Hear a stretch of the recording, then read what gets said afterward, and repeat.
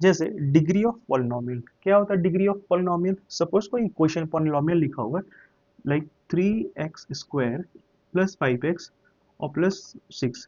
मैं अगर पूछूं कि इस इक्वेशन का डिग्री कितना होगा, तो आपको क्या बताना है, कैसे क्या होता है डिग्री ऑफ पॉलिनोमियल?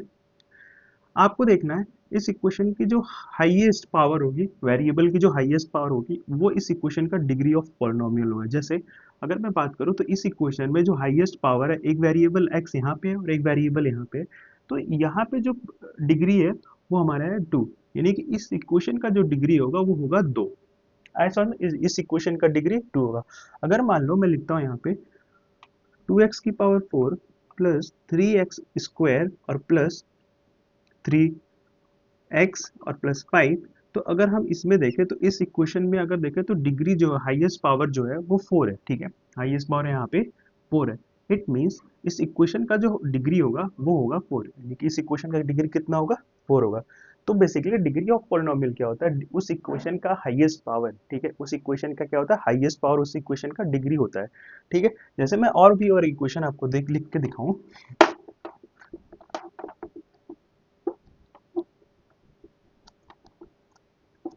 ऑलराइट, अगर मैं और भी आपको एग्जांपल बताऊं, तो जैसे यहाँ पे अगर आप देखोगे 6x⁴ प्लस 2x 2⁵ और प्लस 6y⁸ 8, अगर ऐसा कुछ इक्वेशन हमारा दे रखा है, तो इस इक्वेशन में जो हाईएस्ट वेरिएबल का जो हाईएस्ट पावर होगा वो इस इक्वेशन का डिग्री ऑफ पॉलिनोमियल होगा। यानी इस इक्वेशन के लिए अगर हम डिग्री ऑफ पॉलिनोमियल डिग्री पूछे, इस इक्वेशन की डिग्री की अगर हम बात करें तो वो 8 होगा, ठीक है। आपको कैसे निकालना है? तो आपको इक्वेशन का सबसे हाईएस्ट पावर देखना है, वो हमारा इस इक्वेशन का क्या होता है? डिग्री ऑफ पॉलिनोमियल होता है। इतनी बात समझ में आ गई? ठीक, हमने डिग्री ऑफ पॉलिनोमियल तो देख लिया। अब टाइप ऑफ पॉलिनोमियल कितने टाइप के होते हैं यहाँ पे देख लो। सबसे पहले लीनियर पॉलिनोमियल, यहाँ पे सबसे पहले आता है लीनियर पॉलिनोमियल, ठीक है।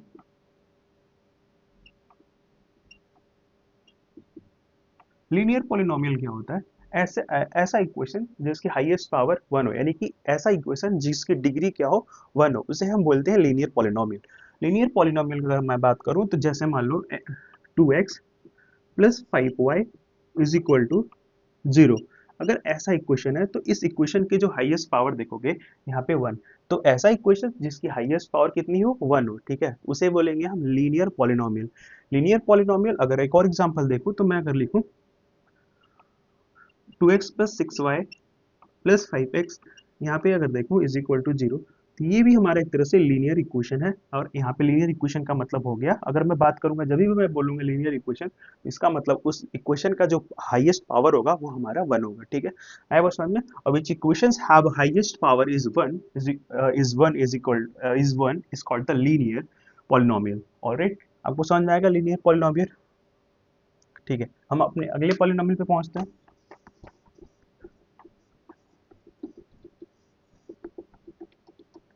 ठीक है मेरे भाई, अब हमारा दूसरा हमारा है यहाँ पे क्वाड्रेटिक पॉलिनोमियल, ठीक है। हमारा दूसरा क्या है? क्वाड्रेटिक पॉलिनोमियल, ठीक है।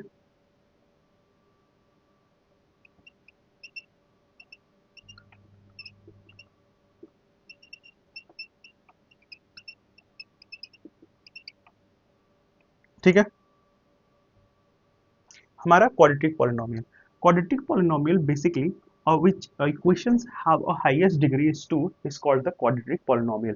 ऑलराइट, क्वाड्रेटिक पॉलिनोमियल का मतलब हमारा ऐसा इक्वेशन होना चाहिए जिसकी हाईएस्ट पावर कितनी होनी चाहिए? तो हाईएस्ट पावर 2 होनी चाहिए, यानी कि इसका जो स्टैंडर्ड फॉर्मेट होता है क्वाड्रेटिक पॉलिनोमियल का, तो वो होता है ax² प्लस 2x, और ax² स्टैंडर्ड फॉर्म अगर इसका देखा जाए तो हमारा होता है ax² प्लस बी एक्स और प्लस सी, यानी कि ऐसा इक्वेशन जिसकी हाईएस्ट पावर कितनी हो, कितनी है? तो हाईएस्ट पावर अगर 1 सॉरी 2 है, तो उसे हम क्या बोलेंगे? क्वाड्रेटिक पॉलिनोमियल बोलेंगे। आई समझ में?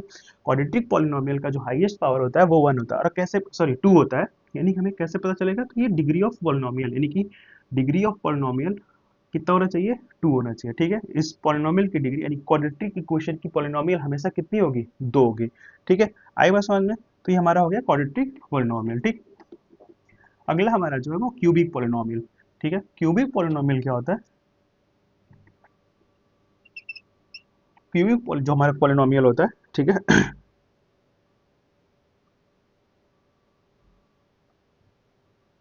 क्यूबिक पॉलिनोमियल जो होता है बेटा, इसकी जो डिग्री होती है वो 3 होती है, यानी कि इक्वेशन का जो हाईएस्ट पावर होगा, वेरिएबल का जो हाईएस्ट पावर होगा वो कितना होगा, 3 होगा। और ऐसे इक्वेशन को हम क्या बोलेंगे, cubic polynomial.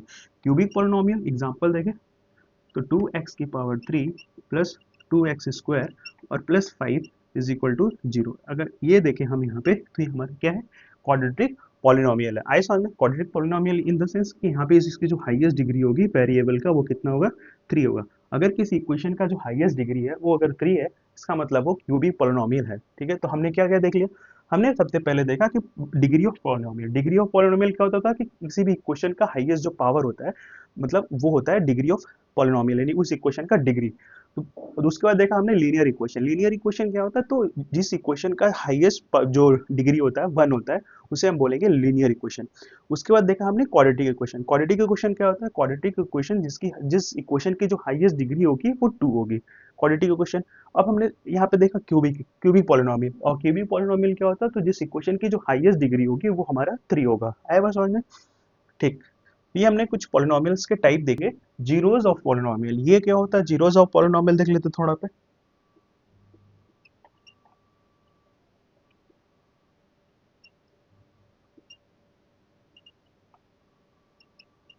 Zero of polynomial, देखो बेटा, जीरो ऑफ पॉलिनोमियल, अगर आपको कोई भी पॉलिनोमियल दिया जाए और उसमें बोला जाए कि जीरो ऑफ पॉलिनोमियल क्या होगा, तो रेंडमली आप क्या करोगे, इक्वेशन जो भी होगा हमारा, उसमें हम एक एक वैल्यू पुट करके देखेंगे, 0 1 -1 -2 -3। जिस नंबर पे हमें उस इक्वेशन की जो वैल्यू वो जीरो मिल जाए उसे हम बोलेंगे जीरोस ऑफ पॉलिनोमियल। अगर मैं एक इक्वेशन से आपको समझाऊं तो ज़्यादा बेहतर समझ में आएगा। जैसे मैं से एक मैं इक्वेशन लिखता हूँ। जैसे मान लो यहाँ पे एक्स स्क्वायर माइनस 3x और प्लस, अगर हम यहाँ पे -4 ले लें, ठीक है, और इज इक्वल टू 0। ठीक है, इस इक्वेशन पे, यानी कि मैं इस इक्वेशन का नाम देता हूँ पी ऑफ एक्स। ठीक है, P of X is equal to X square minus 3x -4। अगर मैं यहाँ पे पी ऑफ एक्स एक्स की जगह पे मैं अलग अलग वैल्यू रख के देखूँ, अगर मैं एक्स इज इक्वल टू अगर मैं 0 रखता हूँ, तो क्या इस इक्वेशन की क्या ये इस इक्वेशन की वैल्यू 0 मिलेगी? अगर मिलेगी तो 0 इस इक्वेशन का जीरोस होगा। ठीक है, आए समझ में? हम रखते हैं यहाँ पे 0 की जगह पे अगर एक्स स्क्वायर का हम करेंगे 0 minus 3 multiply with 0 and -4 is equal to 0। Alright, ये कितना हो जाएगा, 0, ये भी हमारा -0 -4 इज इक्वल टू 0। अब यहाँ पे देखोगे तो हमारा जो लास्ट फाइनल आंसर मिल रहा वो हमारा मिल रहा -4। क्या ये 0 के बराबर है? तो जी नहीं, ये 0 के बराबर नहीं है, यानी कि हमने जब x रखा तो यहाँ पे जो हमारा पॉलिनोमियल आया वो 0 नहीं आया। तो जब नहीं आया इसका मतलब ये 0 क्या है, इस इक्वेशन का इस इक्वेशन का 0 नहीं है। ऑलराइट, अब अगर हम दूसरा देखेंगे, अगर मान लो मैं यहाँ पे 1 रखूँ, ठीक है, एक बार मैं 1 रख के देखता हूँ कि क्या ये इस इक्वेशन का जीरोस निकल पाता है कि नहीं। ठीक है, मैं 1 रखता हूँ। ठीक, अब मैं दूसरी बार में x की वैल्यू यहाँ पे 1 रख के देखता हूँ। ठीक है, x की वैल्यू 1 रख के देखता हूँ। ठीक है, अगर मैं p ऑफ x की जगह पे 1 रख दूँ, तो 1 का square minus 3 multiply 1 -4 is equal to 0। ठीक है, अगर हम देखें यहाँ पे तो 1 का स्क्वायर 1 -3 1 जा 3 एंड -4। ऑलराइट, अगर मैं यहाँ पे देखूँ तो ये हमारा अगर करूँ यहाँ पे सब्ट्रैक्ट, अगर मैं इसको करूँ तो माइनस माइनस प्लस, और 3 और 4 7 हो जाएगा, और यहाँ पे हम -1, यानी कि हमारा तो जो आएगा वो माइनस का 6 आएगा। ठीक है, यानी कि 1 भी हमें यहाँ पे 0 नहीं दे रहा है। समझ में आई बात? 1 भी हमें यहाँ पे 0 नहीं दे रहा है, यानी कि इसका इस इक्वेशन का जो जीरोस होगा अभी 1 भी नहीं होगा। ठीक है, अब एक बार पीछे जाके देखते हैं, यानी कि हम यहाँ पे -1 रख के देखते हैं, x का जो वैल्यू है वो -1 रख के देखते हैं, x is equal to -1, sorry, अगर मैं x की वैल्यू -1 रख के देखता हूँ तो क्या इस इक्वेशन का जीरो मिलता है कि नहीं मिलता है, जीरो मिल रहा है कि नहीं? चलिए रख के देखते हैं। अगर देखें हम तो एक्स स्क्वायर -1 का square -3 multiply -1 -4 is equal to 0। यहाँ पे देखेंगे तो 1 का स्क्वायर यानी कि -1 मल्टीप्लाई विथ -1, यानी कि माइनस माइनस प्लस, 1 1 जा 1, यानी कि प्लस का 1। ठीक है, तो यहाँ पे 1 minus minus minus plus 3 and -4।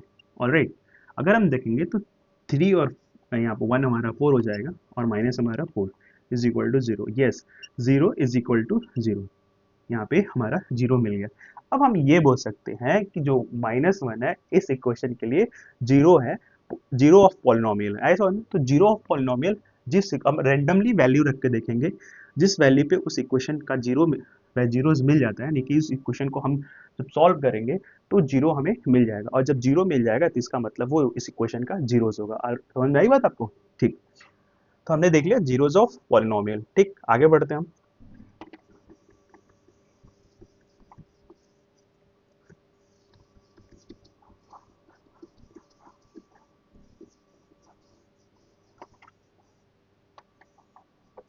अभी तक तो हमने जीरोज ऑफ पॉलिनोमियल पढ़ लिया है। अब हम पढ़ेंगे यहाँ पे कि कैसे पता लगाएंगे ग्राफ से कि नंबर ऑफ जीरोस कितने आ रहे हैं। ठीक है, सपोज मान लो कि मैं अगर ग्राफ पे दिखाऊं, एक बेसिक ग्राफ पे अगर मैं इसको दिखाता हूँ, तो ये हमारा एक्स एक्सिस होता है, ठीक है, ये हमारा वाई एक्सिस होता है, और ये हमारा X Y dash and X dash.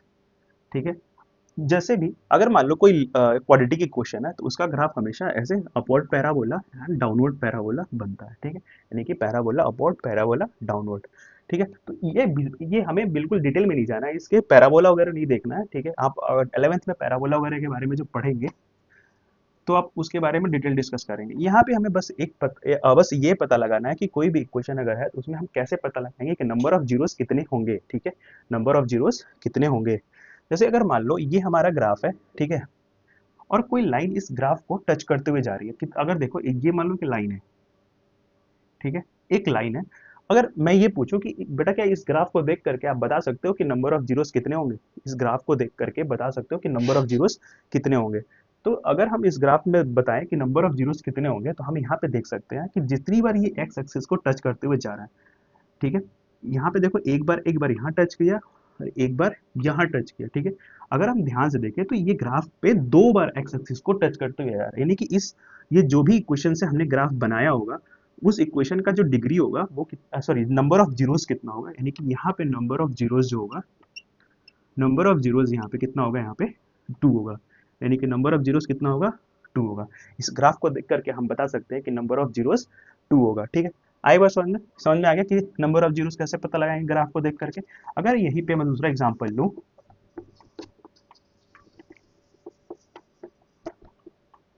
अगर मैं दूसरा एग्जांपल लूं, जैसे अगर अगर मान लो कि ये हमारा ग्राफ है, ठीक है, अगर इस ग्राफ को लाइन जो हमारा ऐसे जा रहा है, ठीक है, ये हमारा अगर ग्राफ अगर मैं मान लूं, बेसिकली रफ ग्राफ है, ऐसे कंफर्म मतलब एक रफ एक स्केच बना के दिखा रहा हूँ कि अगर मान लो कि किसी लाइन का ग्राफ ऐसे जा रहा हो तो नंबर ऑफ जीरोस कितने होंगे, तो वो यहाँ पे देखेंगे, हम काउंट करेंगे कितनी बार एक्स एक्सिस को ये टच कर रहा है, एक बार, 2 बार, 3 बार, 4 बार। ये जिस भी इक्वेशन का ग्राफ है हमारा, जो जिस भी इक्वेशन का ग्राफ है उसके नंबर ऑफ जीरोस जो होंगे 4 होंगे, यानी कि नंबर ऑफ जीरोस जो होंगे यहाँ पे वो कितने होंगे बेटा, यहाँ पे नंबर ऑफ जीरोस 4 होंगे। आया समझ में? तो किसी भी ग्राफ को देख करके आप कैसे पता लगाओगे कि नंबर ऑफ जीरोस कितने होंगे, बस हमें ये देखना है कि वो एक्स एक्सिस को कितनी बार टच कर रहा है, वो जितनी बार एक्स एक्सिस को टच करेगा वो उसकी ग्राफ उस इक्वेशन का जीरोस कितना होगा को हम काउंट कर लेंगे यहाँ पे। अगर मान लो कि ग्राफ जो है एक्स एक्सिस को टच नहीं कर रहा है तो क्या होगा, अगर एक्स एक्सिस को टच नहीं कर रहा है तो हम क्या करेंगे, देखो ये हमारा एक्स एक्सिस ग्राफ है, जैसे हम ये ग्राफ ले लेते हैं, ठीक है, और हमारा जो ग्राफ है वो ऊपर से ही चला जा रहा है, एक्स एक्सिस को टच नहीं कर रहा, बिल्कुल यहाँ पे देखो, यहाँ पे एक भी बार एक्स एक्सिस को टच करते हुए ग्राफ नहीं दिख रहा है। अगर एक्स एक्सिस को टच करते हुए ग्राफ नहीं दिख रहा है तो यानी कि यहाँ पे इस इक्वेशन के लिए कोई भी जीरोस यहाँ पे नहीं होगा। ठीक है, यानी कि जीरोस कितने होंगे, जीरो, एक भी बार टच नहीं कर रहा तो जीरोस इसके जीरो होंगे। इस तरीके से हमारा ये भी कॉन्सेप्ट क्लियर हो गया कि अगर हमें ग्राफ दिया जाए तो कैसे पता लगाएंगे कि नंबर ऑफ जीरोस कितने होंगे उस ग्राफ के अंदर। आई बस समझ में? ठीक, आगे बढ़ते हैं। जैसे आप अपना एक्सरसाइज नंबर 2.1 के सारे क्वेश्चन जो कर लोगे, ठीक है, एक नंबर में आ सकता है कि बताओ नंबर ऑफ जीरोस, ग्राफ देख करके बताओ कि नंबर ऑफ जीरोस कितने होंगे। ठीक है,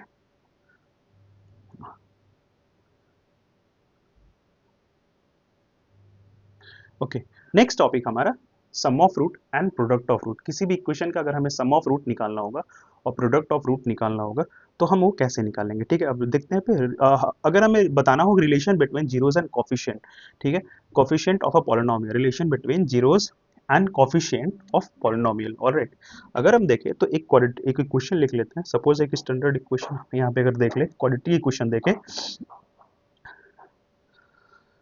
अगर मान लो ax square plus b x और plus c is equal to zero.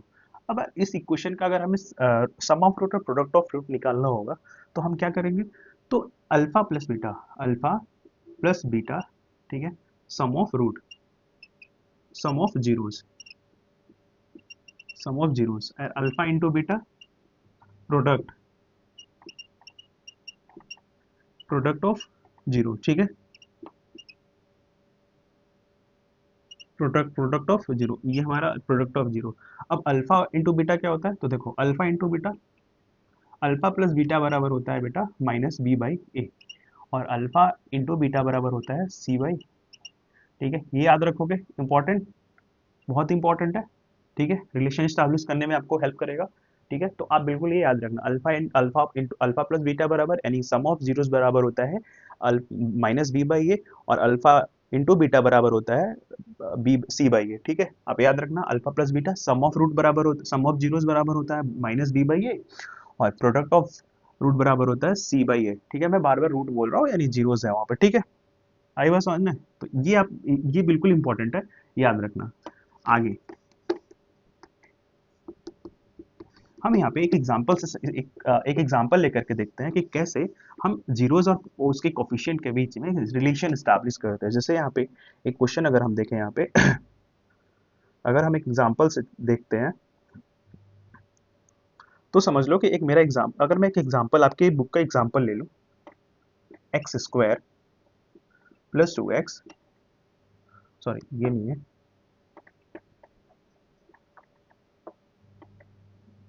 X square minus two x और माइनस का एट, ये मैं एग्जांपल ले लूं, और यहाँ पे find the zeros of following quadratic polynomial and verify the relation between zeros and coefficient, ठीक है। तो हमें पहले इनका sum of root and product of root निकालना पड़ेगा, ठीक है।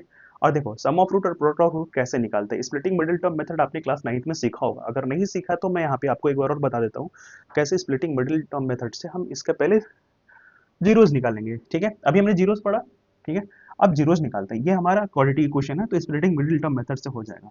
यहाँ पे आपको देखो मैं बता रहा हूँ उस तरीके से करना, ठीक है, आपको प्लस माइनस करने देखने की जरूरत बिल्कुल भी नहीं है, आप वैसे इस मेरे अकॉर्डिंग देखो, ये 8 लिखा हुआ है, अगर मैं यहाँ पे 8 के दो फैक्टर ऐसे निकालूं जिनको ऐड करने पे या सब्ट्रैक्ट करने पे हमें 2 मिल जाए, ठीक है, मुझे नहीं निकालना -2, मुझे 2 निकालना, सिंपल बात, मैं माइनस प्लस नहीं देखूंगा, मैं दो फैक्टर निकालता हूँ, ठीक है, 8 का 2 फैक्टर निकालो, ठीक है, अगर मैं देखूँ तो 4 इंटू टू करता हूँ तो 8 मिलता है, ठीक है, और 4 माइनस टू करता हूँ तो हमें क्या मिलता है, 2 मिलता है, यानी कि हम 4 माइनस टू लिख सकते हैं। अगर मैं इस इक्वेशन में लिखूँ यहाँ पे तो ये हमारा हो जाएगा एक्स स्क्वायर, है ना, माइनस एक्स मैं बाहर ले लेता हूँ, ये जो दिख रहा है आपको माइनस एक्स, इसको मैं बाहर ले लिया, ठीक है। अब मैं यहाँ पे 2 लिखूंगा यानी कि 4 माइनस टू और माइनस का 8, ठीक है, इतनी बात समझ में। अब क्या करेंगे, इस माइनस एक्स को इस ब्रैकेट के अंदर मल्टीप्लाई कर देंगे, यानी कि हमारा ये हो जाएगा x square minus 4x minus minus plus and 2x और माइनस 8, ऑलराइट, इतनी बात समझ में आई आपको। अब देखो दो दो का हम पेयर कर लेंगे, ये हमारा पेयर हो गया। अब हम पेयर में देखेंगे कॉमन क्या है, अब कॉमन देखोगे यहाँ से, तो यहाँ से मुझे x कॉमन दिख रहा है, मैं यहाँ से x कॉमन ले लूंगा तो मेरे पास x माइनस का 4 बचेगा, ठीक है, आए बात समझ में। अगर मैं यहाँ से प्लस का 2 कॉमन ले लूँ तो हमारे पास क्या बनेगा, यानी कि हमारा x माइनस 4 बचेगा, ठीक है, आई बात समझ में। अब यहाँ पे देखोगे एक्स माइनस फोर एक बार दिख रहा है यहाँ पे, तो लिख लूंगा मैं एक्स माइनस फोर एक बार, और एक बार क्या हमारा है तो एक्स प्लस टू है, ठीक है, एक्स प्लस टू है, इतनी बात समझ में आई आपको, ठीक है। ये मैंने middle splitting middle term method से हमने दो सोल्यूशन, ठीक है, निकाल ली। अगर क्वाड्रेटिक इक्वेशन है तो ऑलवेज हमें पता है कि दो सोल्यूशन आने ही आने हैं, दो जीरोस यहाँ पे मिलेंगे। एक बार अगर देखोगे तो एक्स की वैल्यू जो हमारा मिला है, एक्स जो है हमारा एक्स माइनस फोर है, अगर x माइनस फोर है तो इसका अपोजिट यानी कि x बराबर फोर हो जाएगा हमारा, यानी x का जो वैल्यू है फोर है। अगर मैं इस फोर को इस इक्वेशन में रख दूँ तो आंसर हमें जीरो मिलना है, यानी कि ये x है, जो इस इक्वेशन का जो जीरोस निकलेगा वो दो बार, एक बार फोर निकलेगा, एक बार फोर होगा और एक बार माइनस टू होगा, यानी x प्लस टू हमारा दूसरा ब्रैकेट है, और इसका हमारा क्या हो जाएगा x is equal to minus का टू हो जाएगा। इतनी बात समझ में आई आपको, ठीक है। तो यानी कि हमें यहाँ पे एक बार x की वैल्यू 4 मिला और एक बार x की वैल्यू -2 मिला, यानी कि हम देखें यहाँ पे हमें यहाँ पे क्या क्या मिल गया, हमें जीरोज मिल गया, ठीक है। यानी कि जीरोज हमें दो मिले, यानी कि एक बार x की वैल्यू 4 और एक बार x की वैल्यू -। अगर मान लो कि अगर इन दोनों को एक अल्फा इज इक्वल टू 4 मान लो, ठीक है, और बीटा इज इक्वल टू -2 मान लो, ठीक है। अल्फा और बीटा मैंने यहाँ पे ले लिया, दो जीरोज निकले हमारा, अल्फा और बीटा निकल गए। अगर मैं अल्फा को 4 मान लूँ, ठीक है, और बीटा को मैं यहाँ पे -2 मान लूँ, ठीक है, आगे करते हैं। अब हम इसका इस इक्वेशन का रिलेशन स्टैब्लिश करते हैं, ठीक है। आया समझ? अब रिलेशन हम स्टैब्लिश कैसे करेंगे वो देख लेते हैं।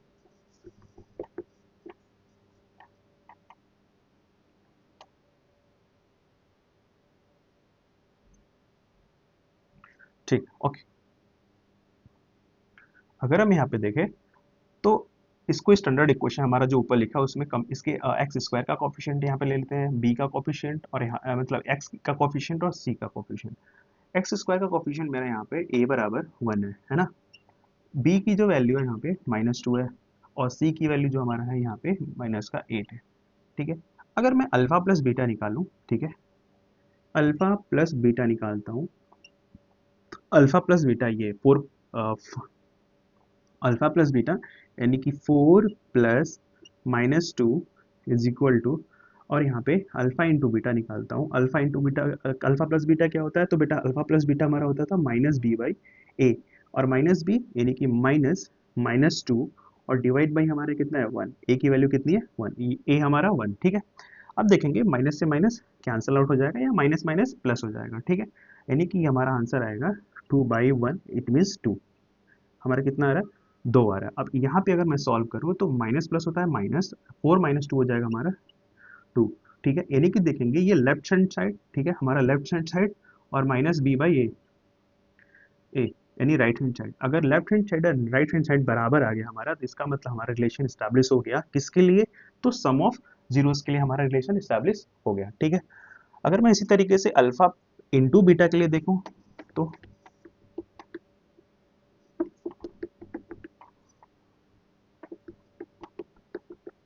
अच्छा मिटा दिया मैंने क्या, ओह सॉरी, ए बराबर 1, बी बराबर -2 और सी इक्वल टू -8, ठीक है। अब हम अल्फा इंटू बीटा देखते हैं, जैसे हमें देखें, अगर मैं अल्फा इंटू बीटा देखूँ तो is equal to alpha into beta होता है c/a, ठीक है। अल्फा इंटू बीटा यही हमारा 4 मल्टीप्लाई 2 इज इक्वल टू, अब यहाँ पे देखेंगे -8, सी की वैल्यू कितनी दे रखी है -8 और ए की वैल्यू कितनी है 1, 4 2 जा 8 यानी कि -8 इज इक्वल टू -8, यानी कि हमारा यहाँ भी क्या हो जाएगा, प्रोडक्ट ऑफ जीरोस के लिए क्या हो जाएगा, यानी कि LHS RHS बराबर हो गया। अगर जब हमारा LHS RHS बराबर हो गया तो इस तरीके से हमने इक्वेशन का रिलेशन भी स्टैब्लिश कर लिया, रिलेशन स्टैब्लिश करने आ गया आपको। तो इस तरीके से आप अपने एक्सरसाइज के सारे क्वेश्चंस को इजीली कर सकते हो, ठीक है। आपके पास जो भी एक्सरसाइज है हमारा 2.2 इसके सारे क्वेश्चंस हम आराम से कर सकते हैं, ठीक है। इतनी बात समझ में आई, ठीक है।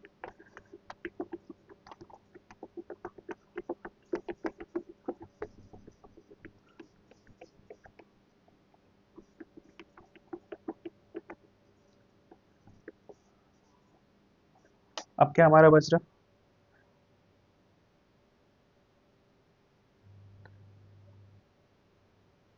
हमने सम ऑफ रूट भी देख लिया, प्रोडक्ट ऑफ रूट भी देख लिया।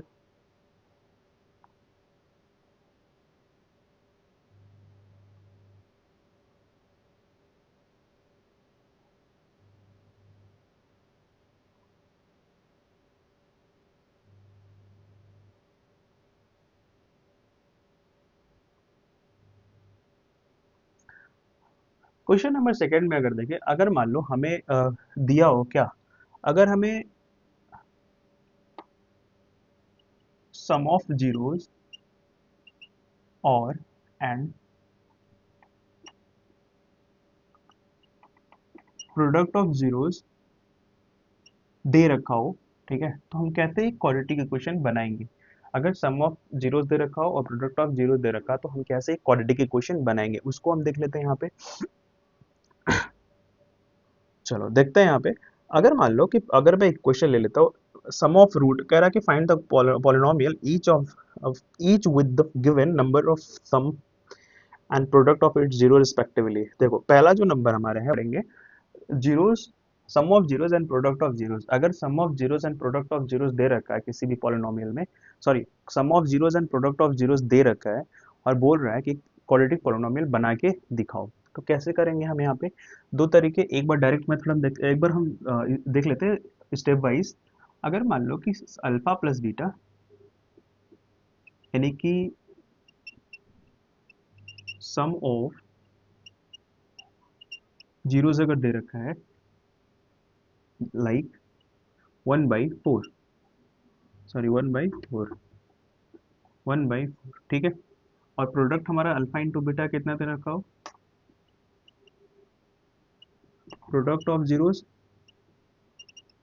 ये हमारा दे रखा हो -1। अगर ये दे रखा हो तो कैसे हम निकालेंगे? तो हम निकालेंगे बेटा यहाँ पे अल्फा प्लस बीटा बराबर क्या होता है। अगर let B assume let A is equal to 1, A की वैल्यू अगर हम 1 ले लेते हैं, ए इज इक्वल टू 1 अगर हम ले लेते हैं तो क्या होगा, अल्फा प्लस बीटा ये क्या होगा, तो ये होता है -b/a, ठीक है। और ये कितना दे रखा है, तो ये दे रखा है 1/4 दे रखा है। ए की वैल्यू हमें क्या रखना है यहाँ पे 1, यानी कि -b/1 is equal to 1/4। Cross multiply करेंगे तो ये हमारा इधर कितना हो जाएगा, -4b इज इक्वल टू 1। अभी हमारा कितना हो जाएगा, b इज इक्वल टू -1/4, -1/4 हो जाएगा, ठीक। यानी कि अगर हम यहाँ पे b की वैल्यू निकाल लिया हमने कितना, -1/4। इसी तरीके से अगर हम प्रोडक्ट का निकालें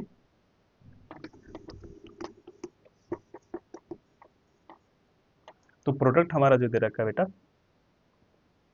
जो हमारा प्रोडक्ट दे रखा है वो प्रोडक्ट कितना है, यानी कि product alpha into beta is equal to minus, sorry c by a होता। तो हम सी ए की वैल्यू हमने कितना दे रखा है, इसकी वैल्यू दे रखी है -1, यानी कि c/1 इज इक्वल टू -1। इधर मल्टीप्लाई करेंगे तो c की वैल्यू जो हमारी होगी वो -1 होगी, यानी c की वैल्यू हमारा कितना निकला, c इज इक्वल टू -1। अब इसको स्टैंडर्ड इक्वेशन में हम रख देंगे, स्टैंडर्ड इक्वेशन से हम कंपेयर करके इसको हम रख देंगे। स्टैंडर्ड इक्वेशन से हम कंपेयर करेंगे, जैसे देखो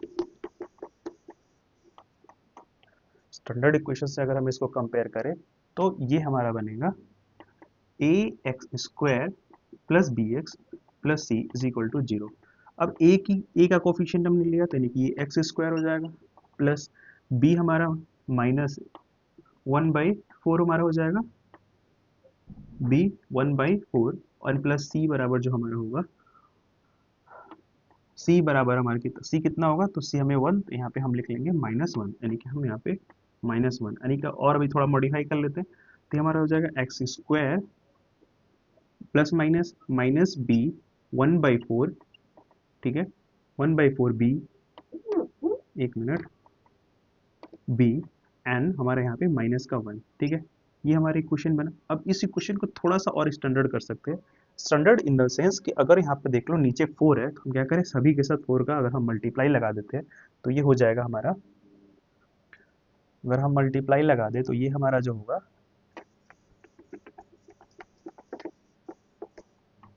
जो हमारा इक्वेशन होगा यहाँ से 4x², ये हमारा 1/4 मल्टीप्लाई विथ 4 कैंसिल आउट हो जाएगा, तो यानी कि हमारा b, ठीक है, और माइनस का 1, ये हमारा इक्वेशन बनेगा। आया समझ में, 4x², अच्छा यहाँ भी मल्टीप्लाई करोगे तो ये भी हमारा 4 हो जाएगा, ठीक है, 4 मल्टीप्लाई 1 -1 तो -4, यानी कि 4x² माइनस b-4, ठीक है, ये हमारा इक्वेशन बनेगा। और इस तरीके से अगर हमें सम ऑफ जीरोस दे रखा हो और प्रोडक्ट ऑफ जीरोस दे रखा है तो हम इक्वेशन बना सकते हैं, ठीक है। आई बात समझ में। तो इस तरीके से हम पॉलिनोमियल के सारे बेसिक कंप्लीट कर चुके हैं, ठीक है, यानी कि हमारा ये वन शॉट वीडियो कंप्लीट हो चुका है, ठीक है। अगर आपको इन डिटेल देखना है तो आप इसी यूट्यूब के चैनल के प्लेलिस्ट में जा करके वहाँ पे एक एक इक्वेशन का सॉल्यूशन देख सकते हैं, ठीक है। तो ये हमारा एज अ रिविजन क्लास रहेगा and it is the most important for the examination, board examination, alright. आप इसको एक बार रिवाइज करके जाओगे, पॉलिनोमियल के सारे क्वेश्चन को आप करके आ जाओगे। अगर आपको डिटेल देखना है तो आप प्लेलिस्ट में जा करके वहाँ से पॉलिनोमियल के हमने सारे एक ही क्वेश्चन के सोल्यूशन बना रखे, आप उसको देख सकते हो, ठीक है।